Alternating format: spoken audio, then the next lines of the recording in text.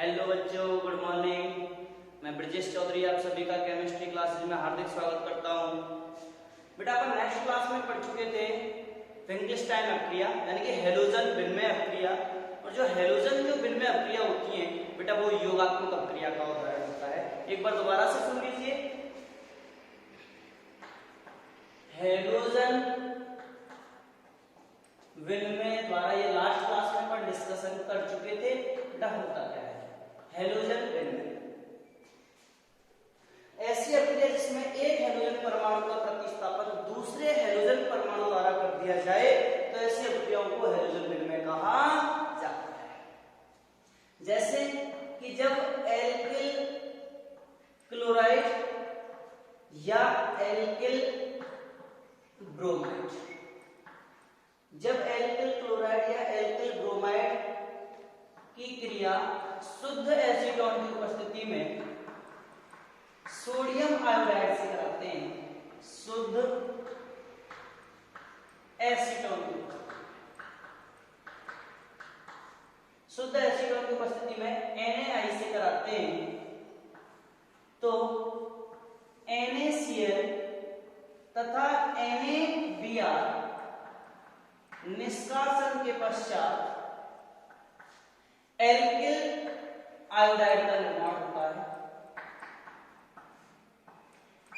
इस अपक्रिया को फिंकलिस्टाइन अपक्रिया कहा जाता है। दूसरा बेटा इसमें स्वार्ट्ज अपक्रिया जो अपन डिस्कस कर रहे थे। स्वार्ट्ज अपक्रिया कि बेटा जब एल्किल क्लोराइड या एल्किल ब्रोमाइड की अपक्रिया सिल्वर फ्लोराइड से SbF3 एंटीमनी ट्राइफ्लोराइड की उपस्थिति में कराते हैं तो AgCl व AgBr निष्कासन के पश्चात एल्किल फ्लोराइड का निर्माण होता है। इस अपक्रिया को स्वार्ट्ज अपक्रिया के नाम से जाना जाता है। तो बेटा आपसे क्वेश्चन ये भी पूछा जा सकता है कि हैलोजन विनिमय में पहला हम पढ़ रहे हैं फिंकलिस्टाइन अपक्रिया और सेकंड जो हम पढ़ रहे हैं वो है स्वार्ट्ज अपक्रिया। फिंकलिस्टाइन अपक्रिया क्या होता है कि जब एल्किल क्लोराइड या एल्किल ब्रोमाइड की क्रिया शुद्ध एसीटोन की उपस्थिति में सोडियम आयोडाइड से कराते हैं तो शुद्ध एल्किल आयोडाइड का निर्माण होता है। यह एल्किल आयोडाइड बनाने की सर्वश्रेष्ठ विधि है, सर्वोत्तम विधि है। क्यों? क्योंकि बेटा इसमें उपस्थित शुद्ध एसीटोन NaCl तथा NaBr को क्या करता है? अवक्षेपित करता है और अपक्रिया अग्र दिशा में प्रारंभ हो जाती है। दूसरा बेटा स्वार्ट्ज अपक्रिया कि जब एल्किल क्लोराइड या एल्किल ब्रोमाइड की क्रिया SbF3 एंटीमनी ट्राइफ्लोराइड की उपस्थिति में कराते हैं तो AgCl तथा AgBr निष्कासन के पश्चात एल्किल फ्लोराइड का निर्माण होता है। इस अपक्रिया को स्वार्ट्ज अपक्रिया कहा जाता है। ये दोनों ही अपक्रिया किसकी उदाहरण है बेटा? योगात्मक अपक्रिया। अगर आपसे बोर्ड में पूछा जाए कि योगात्मक अपक्रिया का कोई एक उदाहरण दीजिए, योगात्मक अपक्रिया की कोई एक रासायनिक समीकरण लिखिए तो बेटा या तो आप फिंकलिस्टाइन अपक्रिया लिख सकते हैं या फिर स्वार्ट्ज अपक्रिया लिखा जा सकता है। और अगर दोनों को नाम लिखे थे कि स्वार्ट्ज अपक्रिया की रासायनिक समीकरण लिखिए या फिंकलिस्टाइन अपक्रिया की रासायनिक समीकरण लिखिए तो अपन आसानी से लिख सकते हैं। नेक्स्ट है बेटा आपका हुन्सडीकर अपक्रिया। क्या होता है बेटा आपका हुन्सडीकर अपक्रिया? कि जब आपका कोई भी सिल्वर जो एसिड सॉल्ट है, जो आपका सिल्वर जो सॉल्ट है उस सिल्वर सॉल्ट की क्रिया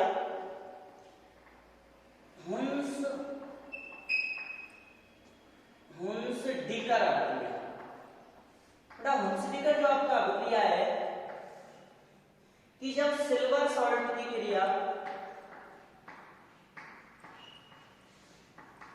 ब्रोमीन से कराते हैं तो एल्किल ब्रोमाइड का निर्माण होता है। और यह एल्किल ब्रोमाइड बनाने की सर्वश्रेष्ठ विधि है।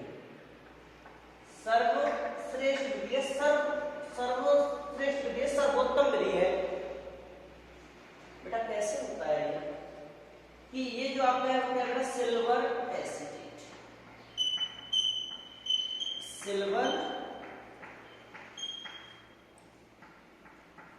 एसीटेट। जब सिल्वर एसीटेट की क्रिया CCl4 की उपस्थिति में Br2 से कराते हैं तो AgBr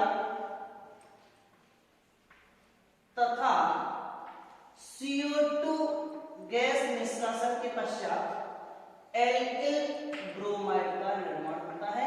यह एल्किल ब्रोमाइड बनाने की सर्वश्रेष्ठ विधि है। क्वेश्चन ये पूछा जाता है कि बेटा हुंसलेकर अपक्रिया एल्किल ब्रोमाइड बनाने की सर्वश्रेष्ठ विधि है, क्यों? कारण सहित समझाइए। तो हुंसलेकर अपक्रिया एल्किल ब्रोमाइड बनाने की सर्वश्रेष्ठ विधि है, क्यों?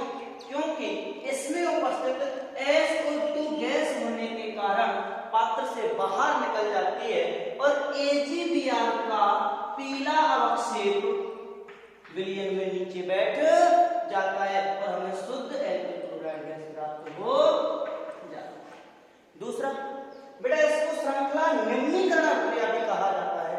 क्वेश्चन अगर आपसे पूछा जाए कि हुंसलेकर अभिक्रिया को श्रृंखला निम्नीकरण अभिक्रिया भी कहते हैं, क्यों? क्योंकि बेटा जब इसमें कितने कार्बन है? इस आपके अभिकर्मक में 2,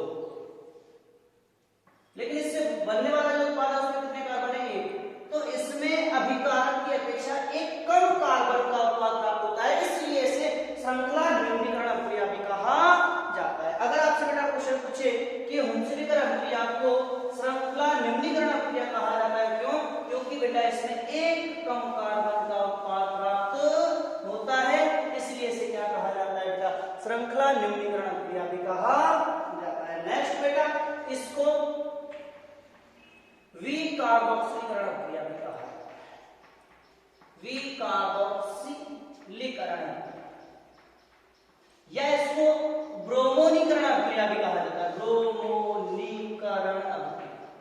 अगर आपसे क्वेश्चन में ये पूछा जाए कि ब्रोमोनीकरण अभिक्रिया या विकार्बोक्सिलीकरण अभिक्रिया किसे कहा जाता है, तो हुंसलेकर अभिक्रिया को ही विकार्बोक्सिलीकरण या ब्रोमोनीकरण अभिक्रिया कहा जाता है। क्यों? क्योंकि बेटा जब सिल्वर एसीटेट पर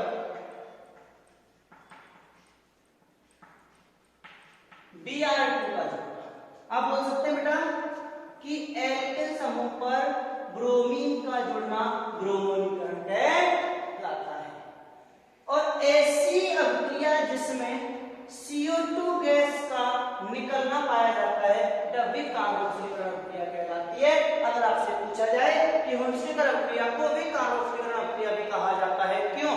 क्योंकि बेटा इसमें से CO2 गैस के रूप में बाहर निकलती है, इसलिए हुंसलेकर अभिक्रिया को विकार्बोक्सिलीकरण अभिक्रिया भी कहा जाता है। नेक्स्ट है बेटा आपका एल्कीनों पर HX के योग से एल्किल हैलाइड का निर्माण। बेटा हुंसलेकर अभिक्रिया के बाद आपका अगला जो टॉपिक है वो है एल्कीनों पर HX के योग से। बेटा कोई भी आपका एल्कीन हो सकता है। एल्कीनों पर HX के योग से, योग का मतलब होता है जुड़ना। HX क्या होता है आपका? हाइड्रोजन। X का मतलब होता है हैलाइड। H का मतलब हाइड्रोजन और X का मतलब हैलाइड, तो दोनों क्या हो गए आपके? Hydrogen halide. एल्कीन क्या होता है कि जब कार्बन कार्बन के मध्य में क्या होता है? द्विबंध उपस्थित होता है, उसे एल्कीन कहा जाता है। एल्कीन निम्न 2 प्रकार के होते हैं। एल्कीन निम्न 2 प्रकार के होते हैं, सममित या सरल, मिश्रित या असममित। सममित एल्कीन किसे कहा जाता है? कि ऐसी एल्कीन जिसमें डबल बॉन्ड के दोनों तरफ समान कार्बन जुड़े होते हैं, उसे सममित एल्कीन कहा जाता है। बेटा कैसा एल्कीन? सममित एल्कीन ऐसा एल्कीन जिसमें डबल बॉन्ड के दोनों तरफ both side same carbon atom क्या हो बेटा? जुड़े हुए हो, उसे सममित एल्कीन कहा जाता है। जबकि ऐसा एल्कीन जिसमें डबल बॉन्ड के दोनों तरफ डिफरेंट कार्बन एटम क्या हो? जुड़े हुए हो, उसे असममित एल्कीन या मिश्रित एल्कीन कहा जाता है। कि जब सममित एल्कीन पर HX का योग कराते हैं, HX बोले तो हाइड्रोजन हैलाइड कि जब सममित एल्कीन पर HX का योग कराते हैं तो सममित एल्कीन पर HX का योग हमारी मर्जी से करते हैं। बेटा ये कौन सा एल्कीन है आपका दिया गया एल्कीन, यदि आपका सममित एल्कीन है और यदि उस पर HX का योग करते हैं, HX बोले तो हाइड्रोजन है H+Cl-। सममित एल्कीन है, क्या याद रखेंगे बेटा अपन ट्रिक के रूप में थोड़ी सी बात याद रखेंगे, हमारी मर्जी से, हमारी मर्जी से।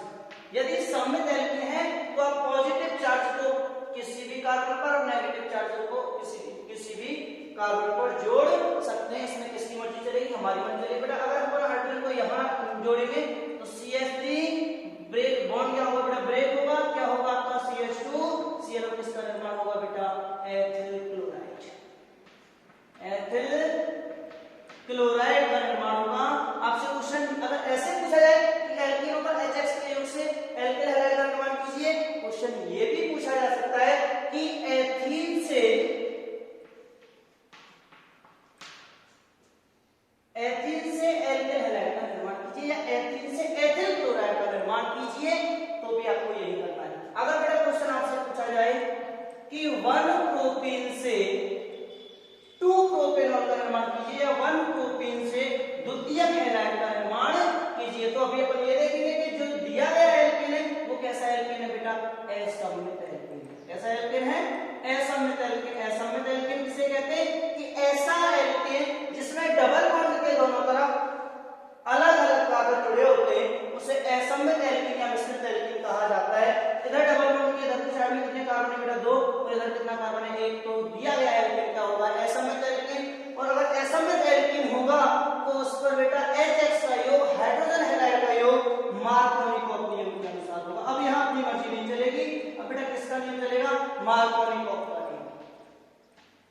मार्कोनिकॉफ का नियम किसे कहते हैं कि बेटा इस नियम के अनुसार ऋणात्मक भाग उस कार्बन पर जुड़ेगा जिधर हाइड्रोजन की संख्या कम होती है, जिधर हाइड्रोजन संख्या न्यूनतम होती है। तो देखो बेटा H पॉजिटिव और Cl नेगेटिव, तो नेगेटिव पार्ट मार्कोनिकॉफ नियम के अनुसार उस कार्बन परमाणु पर जुड़ता है जिधर हाइड्रोजन की संख्या कम होती है। तो इन दोनों कार्बन को हम देखेंगे, डबल बॉन्ड लगा हुआ है, इधर कितने हाइड्रोजन है बेटा, 2, और इधर कितना हाइड्रोजन है, 1, तो आपका नेगेटिव चार्ज कहां लगेगा, उस कार्बन पर जुड़ता है जिधर हाइड्रोजन संख्या क्या होती है, कम होती है। तो देखना बेटा बनने वाला उत्पाद आपका क्या होगा, CH3 single bond CH Cl और ये CH3 की द्वितीयक हैलाइड किसे कहते हैं कि ऐसा हैलाइड जिस पर जुड़ने वाला हाइड्रोजन परमाणु 2 अन्य कार्बन परमाणुओं से जुड़ा होता है, द्वितीयक हैलाइड कहलाता है। और असममित एल्कीन पर HX का योग मार्कोनिकॉफ नियम के अनुसार होता है। क्वेश्चन आपसे पूछा जा सकता है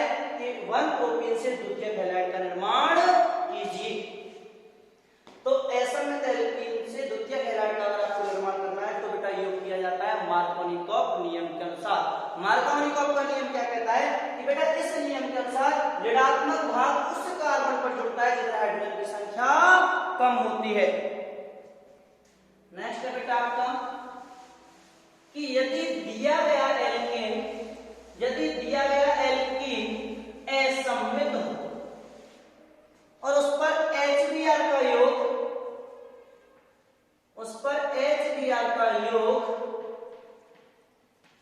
पेरोक्साइड की उपस्थिति में कराते हैं, इसकी उपस्थिति में कराते हैं बेटा पेरोक्साइड। यदि आपको असममित एल्कीन दिया गया है और प्रेजेंस में पेरोक्साइड दिया गया हो तो HBr का योग एंटी मार्कोनिकॉफ नियम के अनुसार किया जाता है। एंटी मार्कोनिकॉफ का भाई एंटी मार्कोनिकॉफ का नियम किसे कहते हैं कि बेटा इस नियम के अनुसार ऋणात्मक भाग उस कार्बन पर जुड़ता है जिधर हाइड्रोजन की संख्या अधिक होती है, ज्यादा होती है, एंटी मार्कोनिकॉफ का नियम कहलाता है। तो देखो बेटा इन दोनों कार्बन को देखिए, डबल बॉन्ड जुड़ा हुआ है, डबल बॉन्ड ब्रेक होगा तो उस कंडीशन में अपन इस कार्बन पर हाइड्रोजन कितने हैं बेटा, 2, और इस पर हाइड्रोजन कितना है, 1। तो एंटी मार्कोनिकॉफ का नियम क्या कहता है कि बेटा इस नियम के अनुसार ऋणात्मक भाग उस कार्बन पर जुड़ता है जिधर हाइड्रोजन की संख्या क्या होती है, ज्यादा होती है। तो बेटा ऋणात्मक भाग कहां जुड़ेगा आपका, फर्स्ट कार्बन पर। तो आपका बनने वाला हैलाइड होगा क्या होगा, CH3 CH2 CH2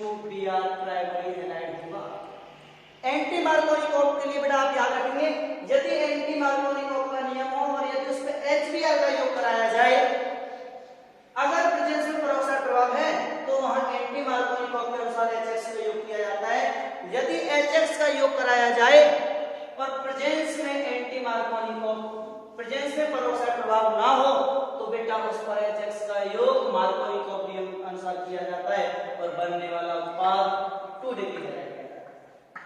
तो आपको एक बात याद रखना है बेटा, एल्कीनों पर HX के योग से एल्कीनों पर HX का योग 2 प्रकार से किया जाता है। सममित एल्कीन पर HX का योग हमारी मर्जी से, असममित एल्कीन पर HX का योग मार्कोनिकॉफ नियम के अनुसार किया जाता है। यदि एल्कीन पर HBr का योग कराया जाता है तो मार्कोनिकॉफ नियम के अनुसार करते हैं, लेकिन HBr का योग एल्कीन पर यदि परोक्साइड की उपस्थिति में कराया जाता है तो परोक्साइड की उपस्थिति में HBr का योग एंटी मार्कोनिकॉफ नियम के अनुसार होता है। और एंटी मार्कोनिकॉफ का नियम किसे कहते हैं कि बेटा इस नियम के अनुसार ऋणात्मक भाग उस कार्बन पर जुड़ता है जिधर हाइड्रोजन संख्या अधिक होती है। तो ऐसी कंडीशन में 1 प्रोपीन से 1 डिग्री हैलाइड का निर्माण होता है, 1 ब्रोमोप्रोपेन का निर्माण होता है।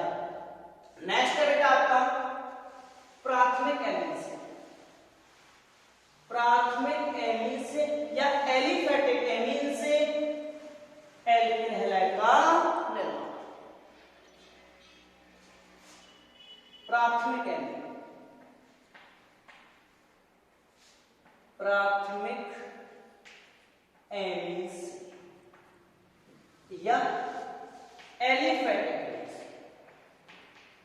एलिफेटिक एमीन से। बेटा प्राथमिक एमीन से, जब प्राथमिक एमीन की क्रिया NaCl nitrosyl chloride, NaCl nitrosyl chloride या टिल्डेन अभिकर्मक। बेटा नाइट्रोसिल क्लोराइड को टिल्डेन अभिकर्मक कहा है। जब प्राइमरी एमीन या एलिफेटिक एमीन या प्राथमिक एमीन की क्रिया नाइट्रोसिल क्लोराइड से कराते हैं तो N2 तथा H2O निष्कासन के पश्चात एल्केन हैलाइड का निर्माण होता है। बेटा अपन क्या देख सकते हैं इसमें कि जब आपका प्राथमिक एमीन नाइट्रोसिल क्लोराइड से क्रिया करता है और नाइट्रोसिल क्लोराइड को टिल्डेन अभिकर्मक कहा जाता है। O क्या है बेटा आपका नेगेटिव चार्ज, H क्या है आपका बेटा पॉजिटिव चार्ज, C क्या है आपका बेटा पॉजिटिव चार्ज, Cl क्या है आपका नेगेटिव। तो N2 का क्या हो रहा है इसमें प्रतिस्थापन, इस नेगेटिव पे क्या जुड़ेगा ये पॉजिटिव, तो क्या जाएगा बेटा आपका H2O और N2 गैस के रूप में क्या होता है बेटा निष्कासित होता है। बनने वाला जो आपका यूनिट है वो क्या होगा आपका एल्किल हैलाइड होगा, एल्किल क्लोराइड। लेकिन बेटा इस प्राथमिक एमीन से एलिफेटिक एमीन से कैसे क्वेश्चन पूछा जाता है बेटा बोर्ड एग्जाम में, इससे क्वेश्चन पूछा जाता है कि बेटा एक यौगिक ए, क्वेश्चन को देखिए बेटा कि इससे कैसे क्वेश्चन पूछा जाएगा, किस तरह से इससे क्वेश्चन पूछे जाते हैं। तो बेटा इससे क्वेश्चन पूछा जाता है कि क्वेश्चन एक यौगिक ए टिल्डेन अभिकर्मक से क्रिया करके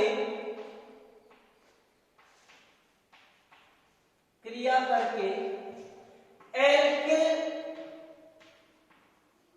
क्लोराइड बनाता है, एल्किल क्लोराइड बनाता है तथा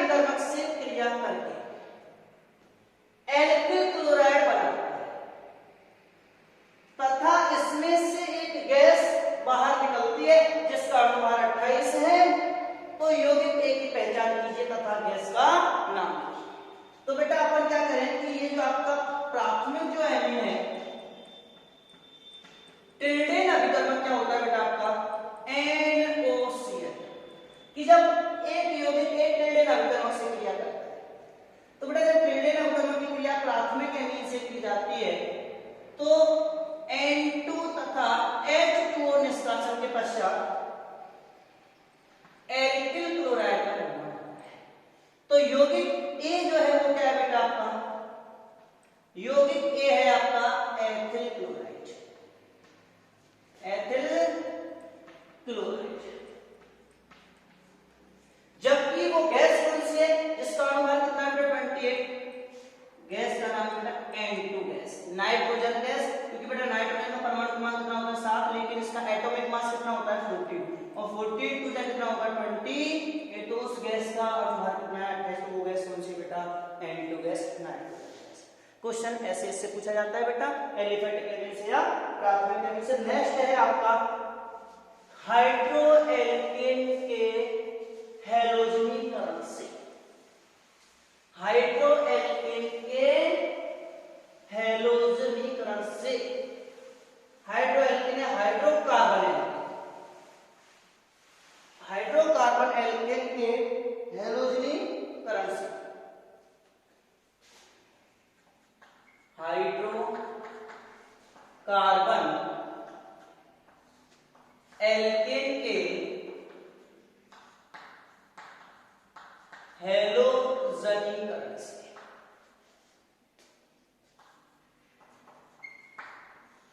बेटा ये जो हाइड्रोएल्केन है, इस हाइड्रोकार्बन एल्केन की जगह कोई भी अपन एल्केन यूज कर सकते हैं, मेथिल एथिलीन प्रोपेन।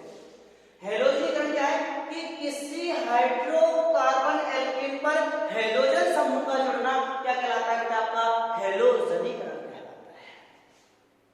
तो आपका एल्केन हाइड्रोएल्केन कोई भी हो सकता है, जब इसका अपन क्या कराते हैं बेटा हैलोजनीकरण, हैलोजनीकरण बोले तो क्लोरोनीकरण, ध्रुवीकरण कहां कराते हैं बेटा सूर्य के प्रकाश की उपस्थिति में। तो HCl निष्कासन के पश्चात एल्किल हैलाइड का निर्माण होता है, इसे हैलोजनीकरण के नाम से जानते हैं। यदि बेटा मैं यहां पे CH को यूज करूं एल्केन, हाइड्रोकार्बन एल्केन के रूप में मेथिल, मेथिल का क्या कराया बेटा क्लोरोनीकरण, तो सूर्य के प्रकाश की उपस्थिति में किसका निर्माण होता है बेटा HCl निष्कासन के पश्चात मेथिल क्लोराइड का निर्माण होता है। यदि अपन एल्केन का क्या कराएं ब्रोमोनीकरण कराएं, ये भी कहां होगा बेटा सूर्य के प्रकाश की उपस्थिति में, तो HBr निष्कासन के पश्चात किसका निर्माण होता है बेटा एल्किल ब्रोमाइड का निर्माण होता है। एल्किल फ्लोराइड और एल्किल आयोडाइड का हैलोजनीकरण नहीं कराते हैं, क्यों?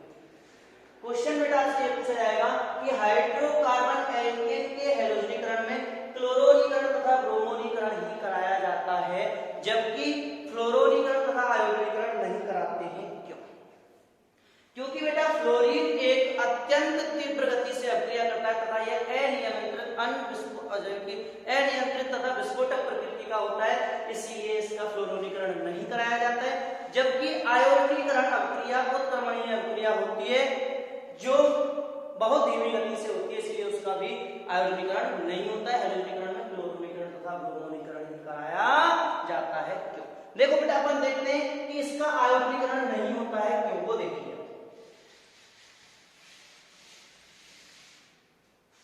कि जब हाइड्रोकार्बन एल्केन का आयोडीकरण कराते हैं तो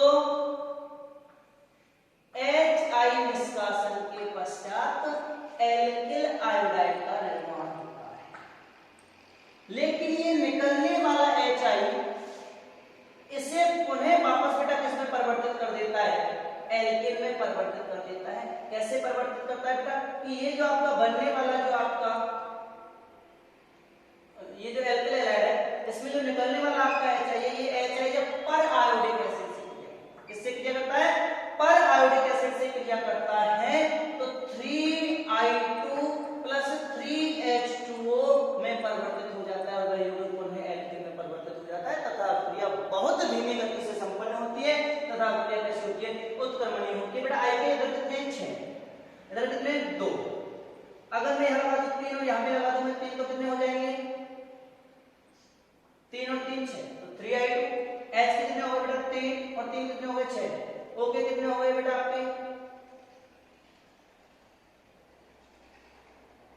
3 ये 9, तो 3 तो ये हो गए +3। नेक्स्ट है बेटा आपका क्वेश्चन, इसमें ये पूछा जाता है कि हाइड्रो एल्केन के प्रति, बेटा बोर्ड में जो क्वेश्चन पूछा जाता है वो ये पूछा जाता है कि हाइड्रो एल्केन के प्रति हैलोजन की क्रियाशीलता का क्रम लिखिए। तो एल्केन के प्रति हैलोजन की क्रियाशीलता का क्रम निम्न होता है, रिएक्टिविटी का क्रम निम्न होता है, F2 greater than Cl2 greater than Br2 greater than I। Question बेटा इसमें एक क्वेश्चन और पूछा जाता है, वो क्वेश्चन ये होता है कि हाइड्रोकार्बन एल्केन के प्रति हाइड्रोजन की क्रियाशीलता का क्रम लिखिए। तो हाइड्रोजन क्रियाशीलता क्रम होता है 3 डिग्री हाइड्रोजन, 2 डिग्री हाइड्रोजन और 1 डिग्री। ये हाइड्रोजन क्रियाशीलता क्रम है। बेटा क्वेश्चन ये दिया जाता है कि अभी जो हम पढ़ रहे थे कि मेथेन के क्लोरीनीकरण तथा मेथेन के ब्रोमीनीकरण को, तो मेथिल क्लोराइड तथा मेथिल ब्रोमाइड का निर्माण हो रहा था। अगर वो ये कह रहा है कि यदि मेथेन की जगह प्रोपेन तथा तृतीय ब्यूटेन ले लिए जाएं तो बनने वाले उत्पाद निम्न होंगे। बेटा अपन ने क्या यूज किया है? प्रोपेन। तो ये कौन सा कार्बन है? 1 डिग्री कार्बन। तो इसमें ये हाइड्रोजन कौन सा होगा? 1 डिग्री हाइड्रोजन। इसमें कौन से होंगे? 2 डिग्री हाइड्रोजन। और इसमें कौन से होंगे? 3 डिग्री हाइड्रोजन, सॉरी 1 डिग्री। अगर इसका अपन क्लोरोनीकरण कराएं सूर्य के प्रकाश की उपस्थिति में, तो सबसे पहले कौन सा हाइड्रोजन हटता है? 3 डिग्री हाइड्रोजन। इसमें 3 डिग्री हाइड्रोजन लेने में कौन सा होगा? 2 डिग्री हाइड्रोजन। अगर 2 डिग्री हाइड्रोजन जाएगा तो क्या चला जाएगा आपका बेटा? H, और क्या बन जाएगा आपका? CH3 CHCl और ये CH3। इसके बाद बेटा कौन सा बनेगा? 2 डिग्री के बाद क्या जाता है? 1 डिग्री, 3 डिग्री है नहीं, तो CH3 CH2 CH2। लेकिन ये क्या है बेटा आपका 55% और ये क्या आपका 45%। तो यानी कि जो बनने वाला जो उत्पाद है, जो मुख्य उत्पाद है, वो क्या बेटा? द्वितीय कहलाएगा। जबकि इसमें बेटा ज्यादा जो चांसेस है निकलने के, वो किसके बेटा? 1 डिग्री है। यानी 1 डिग्री 3 और 3 से 6 प्रकार से 1 डिग्री हाइड्रोजन को हटाया जा सकता है, जबकि 2 डिग्री हाइड्रोजन को 2 टाइप से हटाया जा सकता है। 2 हाइड्रोजन 2 प्रकार से हटाया जाता है। लेकिन फिर भी इसमें बनने वाला उत्पाद, मुख्य उत्पाद कौन सा होता है? 2 डिग्री मुख्य उत्पाद होता है। क्यों? क्योंकि बेटा इसमें जो हाइड्रोजन की क्रियाशीलता क्रम है वो क्या होता है? 3 डिग्री, 2 डिग्री, 1। ठीक है, क्योंकि बेटा 3 डिग्री कार्बोकैटायन 2 डिग्री तथा 1 डिग्री कार्बोकैटायन से अधिक स्थायी होता है। नेक्स्ट है बेटा आपका एल्कीनों पर हैलोजन के योग से, एल्कीनों पर